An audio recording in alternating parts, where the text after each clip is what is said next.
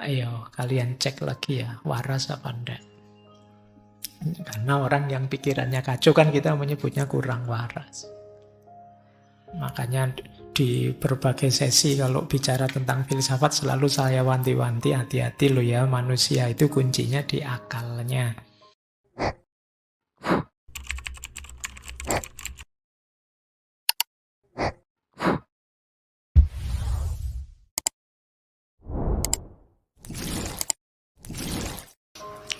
Assalamualaikum warahmatullahi wabarakatuh. Selamat datang di Filsafat Rasa bersama Dr. Fahrudin Faiz. Mari kita renungi hidup, temukan makna, dan belajar bersama. Kita lanjutkan. Tema kita malam hari ini lebih ke kesehatan mental. Kalau tubuh yang sakit mungkin ya ke dokter, karena kita bukan dokter jadi tidak tahu. Tapi mental sehat, itu mungkin kita bisa mengidentifikasi. Kalau di Ibnu Sina, secara umum orang mentalnya sehat, itu cirinya 4. Yang pertama, emosinya stabil. Yang kedua, pikirannya jernih. Yang ketiga, lahir batinnya harmonis, jiwa dan tubuhnya selaras. Dan yang keempat, bisa menghidupkan spiritualitas dan moralitas. Jadi ini berhubungan dengan diri kita. Jadi emosi stabil. Emosi stabil itu bukan berarti tidak pernah marah atau tidak pernah sedih, tidak. Ya bisa marah, bisa sedih, tapi bisa kita kendalikan. Jadi bisa kecewa, bisa stres juga, tapi tidak berlebihan. Bisa kita kendalikan. Ini namanya emosinya stabil. Tidak meledak-ledak, juga tidak apatis, tidak bisa dipengaruhi, tapi ya bisa. Cuma ya stabil saja. Kita masih bisa mengendalikannya. Ya wajarnya manusia bisa marah, wajarnya manusia bisa kecewa, wajarnya manusia bisa stres, tapi bisa dikendalikan. Ini berarti kita masih sehat. Jadi tidak usah galau. Pak, saya kok marah terus ya Pak? Ya asal kalian masih bisa mengendalikannya, masih tergolong sehat. Tapi kalau kalian marah terus tidak bisa mengendalikan, lupa diri, tidak bisa ngontrol diri, sehingga efeknya marah jauh lebih besar daripada sebabnya, ada yang tidak beres. Mulai harus introspeksi. Kemudian pikiran kita jernih. Pikiran jernih itu berfungsi normal. Jadi bukan berarti harus pinter selevel para filosof, tidak begitu. Pikiran jernih itu bisa kita pakai untuk hidup sehari-hari, untuk hidup normal. Kadang-kadang ada orang yang pikirannya tidak fokus, terganggu, dipakai mikir tidak bisa, buntu, dan lain sebagainya. Jadi hidupnya mungkin mengandalkan insting saja, dia kalau diajak mikir tidak nyampe, bingung. Ini pikirannya tidak jernih. Atau terganggu oleh mindset macam-macam, wawasan dari medsos apa dan lain sebagainya, sehingga tidak jernih. Pikiran tidak jernih itu, misalnya kalian tidak bisa membedakan ini sehat, ini tidak sehat. Ini menyenangkan, ini menyedihkan. Ini baik, ini buruk. Itu pikiran harus bisa ini. Kalau tidak bisa, ayo kalian cek lagi ya, waras apa enggak. Karena orang yang pikirannya kacau kan kita menyebutnya kurang waras. Makanya di berbagai sesi kalau bicara tentang filsafat selalu saya wanti-wanti, hati-hati loh ya, manusia itu kuncinya di akalnya. Karena manusia itu hayawanun natik. Jadi kita itu kategorinya binatang secara genus. Cuma kita diistimewakan oleh Allah dengan akal budi kita. Nah, kalau ternyata akal budi ini terganggu, berarti kan ini keistimewaan ini nggak kepake. Manusia minus akalnya, ya yang tersisa hayawannya. Kamu tinggal binatangnya, makanya hati-hati. Pikiran gelap, pikiran buntu, pikiran macet, dan lain sebagainya, itu alamat yang tersisa binatangnya. Ya tadi saya sebut hidupmu mungkin mengandalkan insting saja. Tidak tahu sih Pak, saya pilihan baik mana, buruk mana, kira-kira aja lah Pak. Nah, ini kamu mengandalkan insting saja. Maka kalau pikiranmu bermasalah, ayo disembuhkan. Jangan dibiarkan saja karena kuncimu ada di situ. Yang ketiga, harmoni antara jasmani dan rohani. Batin harus sehat, fisik juga harus sehat karena dua-duanya saling mempengaruhi. Nanti Ibnu Sina ini orang pertama yang punya konsep yang sekarang disebut dengan psikosomatis. Jadi jangan dikira mental itu, batin itu tidak mempengaruhi fisik dan juga sebaliknya. Dua-duanya saling mempengaruhi. Kalau mentalmu sedang galau, sedang kacau, lama-lama bisa saja itu kena fisik. Nah, kalau kalian kan biasanya pakai istilah kena mental. Nah, bisa saja dari kena mental, lanjutannya kena fisik. Sakit beneran. Pernah enggak kalian ngalami apa-apa, nilaimu tiba-tiba drop, jatuh, terus pulang-pulang kamu ngereges? Panas badanmu. Nah, itu jenis bagaimana kondisi mental bisa mempengaruhi fisik. Nah, nanti teorinya panjang dari Ibnu Sina.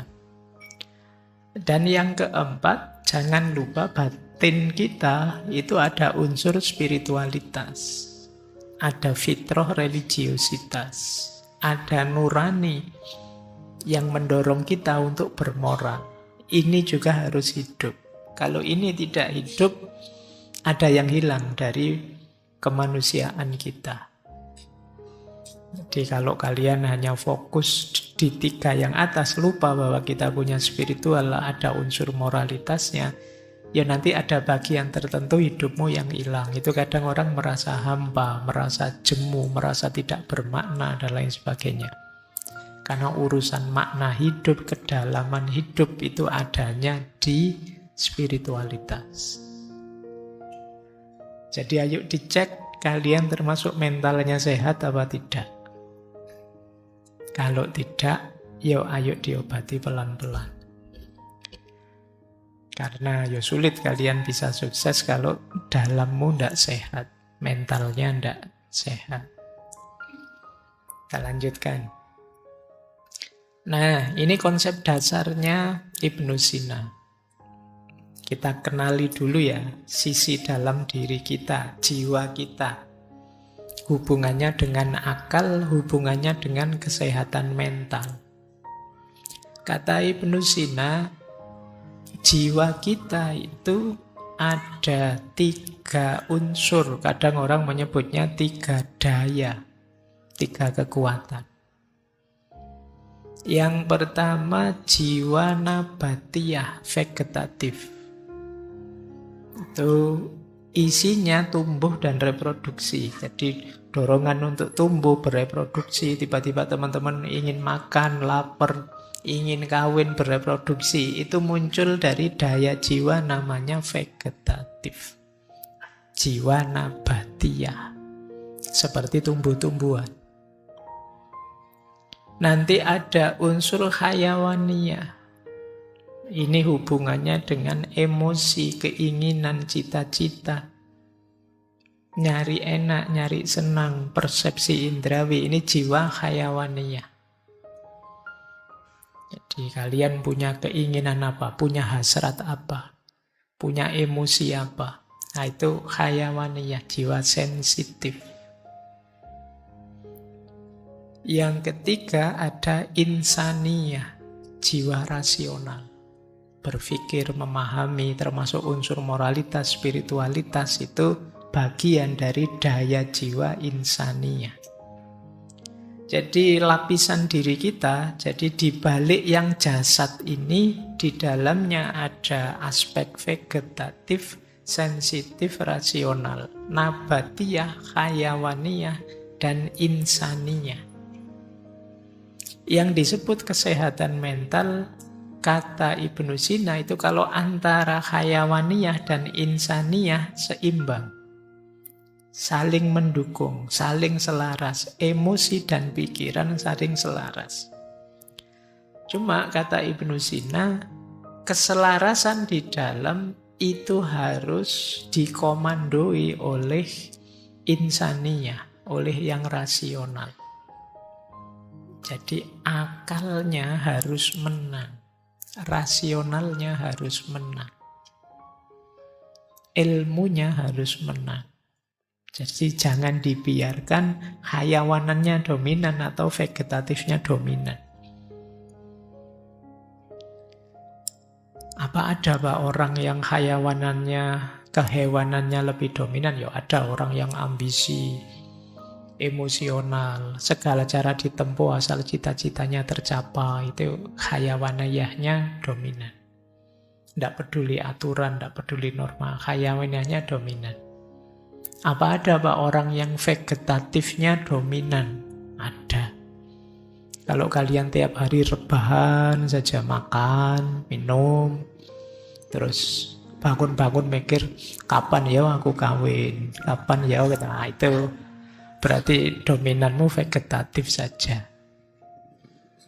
Nah, kan sekarang banyak orang bilang, wah hari ini banyak generasi rebahan. Itu berarti orientasimu vegetatif saja. Kata Ibnu Sina, daya yang di dalam ini ayo dikendalikan dengan akal yang sehat. Jadi dialah yang tahu mana yang baik, mana yang buruk. Dialah yang bisa ngerem. Dialah yang mampu mengendalikan. Akalnya jangan kalah, ilmunya jangan kalah. Cuma syaratnya tadi, akalnya harus jernih, pikirannya harus jernih. Ya kalau pikiranmu sudah kacau, ya sulit. Pikiran bisa mengendalikan. Jadi ini kesehatan di dalam. Makanya kata beliau, akal itu perannya 3 kalau bisa ya. Dia harus mengendalikan. Yang pertama mengendalikan emosi, yang kedua mengendalikan hasrat, yang ketiga memahami nilai. Ini tugasnya akal. Mengendalikan emosi ya mengendalikan marah, sedih, takut. Kalau kalian mengalami itu, ayo dikalahkan itu dengan pikiran yang rasional. Kok aku marah sampai segitunya ya?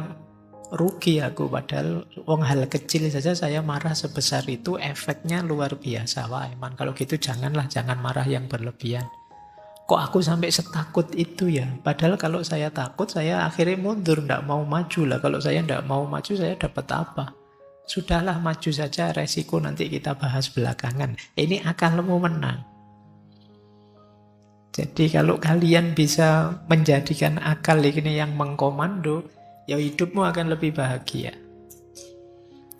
Jadi yang pertama pengendali. Yang kedua mengendalikan hasrat, ngerem hasrat. Ini hasrat ini kadang kita pakai istilah nafsu. Yang bisa ngerem nafsu itu harus akal. Misalnya tiba-tiba apa ya, pacarmu misalnya WA, nginep yuk misalnya. Ya kan, terus pikiranmu macam-macam kan, wah ini. Tapi kalau akal sehatmu jalan, enggak wong kita belum apa-apa, belum siapa-siapa. Enaknya sebentar, resikonya panjang misalnya. Ini akalmu menang. Tapi kalau akalmu kalah, yo wassalam, besok viral mesti. Jadi perhatikan, akalmu harus selalu waspada. Baik, yang terakhir, akal mampu memahami dan mengenali nilai-nilai. Oh ini baik, ini buruk. Nah yang benar ini keliru. Ini akal harus selalu memilihkan. Jangan dipilihkan oleh nafsu.